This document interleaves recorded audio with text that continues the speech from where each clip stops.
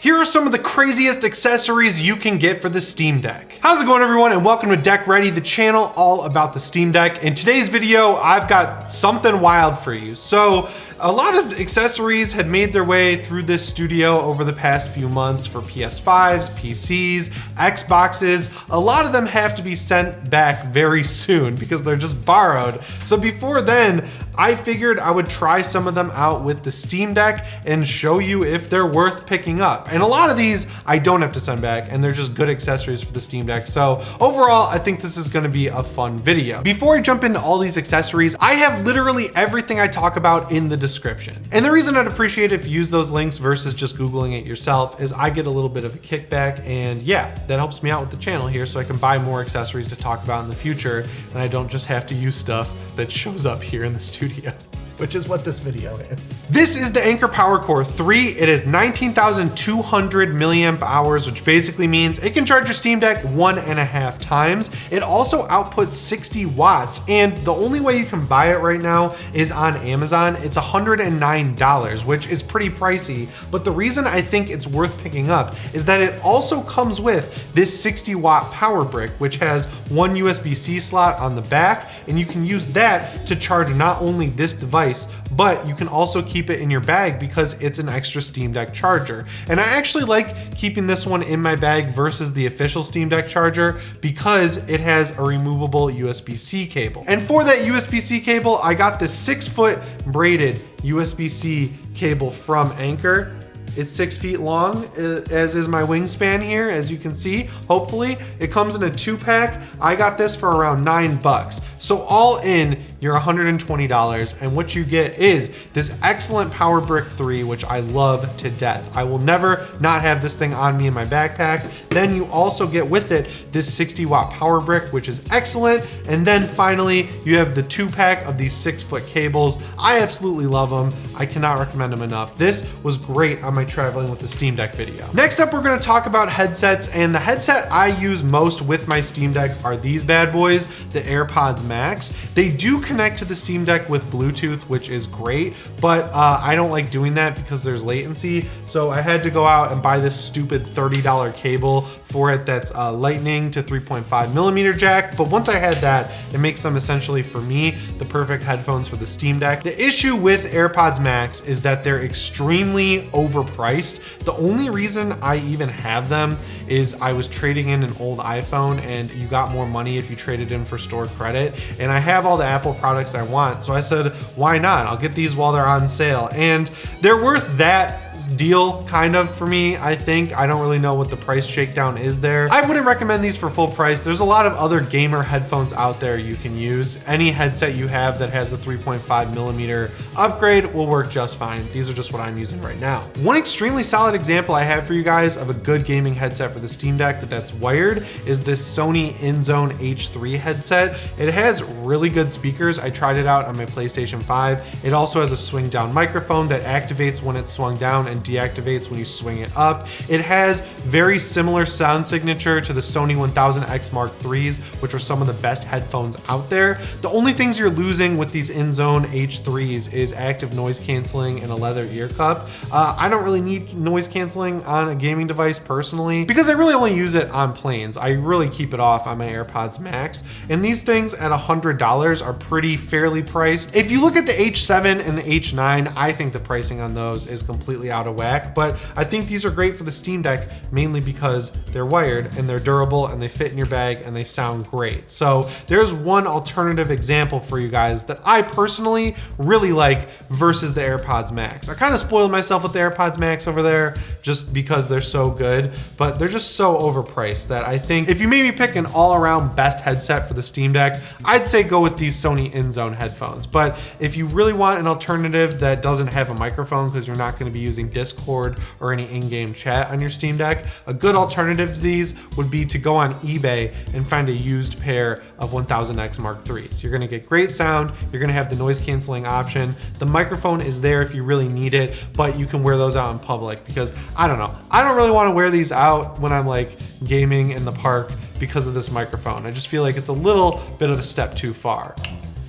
All right, so this next accessory is one I bought with my own money, and I'm kind of bummed because I thought I was getting something different, but this gets you most of the way there. So this is the J-Sox, I think that's how you say it, Steam Deck case. And if you put it side by side with the Steam Deck case you get with the Steam Deck, it's a clone of it. It's exactly the same size. It's got the cutout on the bottom. And the issue though, is that it doesn't have the elastic. So like if you compare these, this elastic on the bottom of the Steam Deck case holds in the charger, but you can put the charger here on this case, it just won't stay in because there's no elastic. The only other benefit you get with this case versus the official one is it's got a little flap on the inside here where you can like cover the Steam Deck screen if you want to, and it's nice and soft, it probably won't scratch it. And you can store something in here, but it's gotta be pretty thin because the Steam Deck is gonna be under it and you don't have that much clearance because there's cutouts for the top of the Steam Deck screen.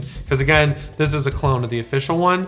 But the better version of this that I thought I was getting, which is $30 versus $20, instead of having this cutout bottom, it's flat and you can actually use that for storage, which I think would make it a better option than the free case that comes with your Steam Deck because this elastic gets the job done. I can't tell you how many times I put this case in my backpack and when I pull it out, the charger is just at the bottom of my backpack. It doesn't hold it in enough. It's hard to fold it right so it stays in there. I've always got this little hanger on coming out. So I think the best option here is to get the version of this case that I did not get, the $30 version that has the flat bottom and the storage compartment underneath your Steam Deck. I think that one's gonna be good because it also has the flap to cover it up so your charger is not gonna be scratching your Steam Deck from underneath. So that's a bunch of portable accessories for the Steam Deck. Now let's move into a more desktop type setup. I'm sure you saw this monitor here. This is a thing that I don't get to keep, unfortunately, because I really like it. It's the Sony InZone M9 monitor. Out of the two options, right? You have the M3 and the M9. If you're gonna pick a monitor that I think is better for the Steam Deck, I would go with the M3 between these two options because it's a 1080p monitor at 27 inches. This is a 4K monitor at 27 inches, but this thing actually works quite well with the Steam Deck. We're gonna talk about it more in a second because the best way to connect your Steam Deck to the InZone M9 is to have a USB-C hub, and this is my tried and true, my ride or die, my Hutu USB-C hub. This baby has it all. You get 3 USB 3 ports. You also get a SD slot full-sized and a micro SD slot, which is pretty cool. On the back, it has pass-through with USB-C, and it takes up to 100 watts because this thing was invented for a MacBook. But where it's really coming in handy today, specifically with this Sony InZone M9 monitor, is that it has an HDMI port on the back. So I've already got the HDMI port here, and I'm gonna start filming on my iPhone here so you can actually see the screen because I don't think this overhead is catching it. When you connect the Steam Deck to the actual screen here, the UI, this isn't a new update I guess, goes to 4K. Like everything looks super smooth, the angles are great, there's no jagged edges. When you go into an actual game though, I have Hades loaded up here, the issue is it only will allow you to select 800p or lower. But there is a workaround if by some chance you want to play Hades in 4K on your Steam Deck. You go over to settings and then under general, you scroll down to game resolution and it's set at default and it'll give you a bunch of other resolutions. So if I set it here to 3840 by 2160, and now as you'll see when we're in Hades, it has unlocked a bunch of different resolutions in the menu. I'm going to click 3840 by 2160. Now we're at the full resolution of this screen. Do I recommend this? No, I don't think the Steam Deck can push even 30 hertz at 4K with Hades, but the option is there and it's great to know in case you're in desktop mode where you'll be able to take advantage of this 4K monitor. It also has 144 hertz refresh rate. The 1080p option is a little bit different. That one has 240 hertz refresh rate and a lot of the same features. The issue with these InZone products is price 100%. 100%. Like, I'm sure you noticed this kind of looks like the same design language as the PS5, as does this headset here, the H3, and you're paying a little bit of a premium for that design language. So this monitor here is a little nuts at $900. The InZone M3 is around $500. You could definitely do a lot better in the price category for sure, but if you have a PS5, you have a PC at home, you have the money to spend on something like this, I really like this monitor. I've had a great time using it. I just can't tell you in full honesty that I'm gonna go out and buy one after I pack this thing up and ship it back to Sony. Another accessory that basically lives in my backpack specifically for my Steam Deck is an Xbox Series X controller. These controllers are great. The Bluetooth radio in them connects perfectly to the Steam Deck. I've used it in a lot of games with a stand, like Hades for example, and it performs excellently. This is my own custom controller as well. There are only a few of these out there. It's a Stranger Things 4 edition controller that Xbox was kind enough to send me. It's got like Vecna's tendrils on it, but it's just a skin. It's kind of cool. I like it a lot because I love Stranger Things, but this is just your any old black Xbox Series X controller. These are around 70 bucks, and I'm pretty sure you could use like a DualShock 4 or an Xbox One controller, but the Bluetooth radio in here is great because you can keep it connected to your Xbox Series X at home, and then just by double tapping the connection button, you can switch to a second connection, which is Bluetooth. And the last accessory I have for you guys with the Steam Deck is really kind of stretching the word accessory, I know. I just want to talk about this thing again because I put a little bit more time into using it, and it's pretty cool. It's the One X Player Mini. Now, if you caught my last video, I've already talked about this thing before. One X Player was kind enough to let me borrow it, and now I put a little bit more time into it after those first impressions. They really remain unchanged. I think as far as these Windows handhelds go, out of the ones I've used, which are this one and the Aya Neo Next, this thing blows the Aya Neo Next out of the water just from an overall build perspective, and also just like a premium feeling device perspective. Like the Aya Neo Next feels like a handheld where they got a bunch of off-the-shelf parts and made a Tetris configuration with them and built the case around that, whereas this feels like they had a form factor in mind from the start and built out from there. Inside you get an AMD Ryzen 7 5800U. It's a great CPU. You also get 16 gigabytes of RAM, which is awesome. It comes with Windows 11 on board, which I can't complain about. Something that has come in really handy on this thing is this button right here. It's kind of small, but if you're anywhere on the device, if you click this button, it brings up the on-screen keyboard instantly, which is great because even on the Steam Deck,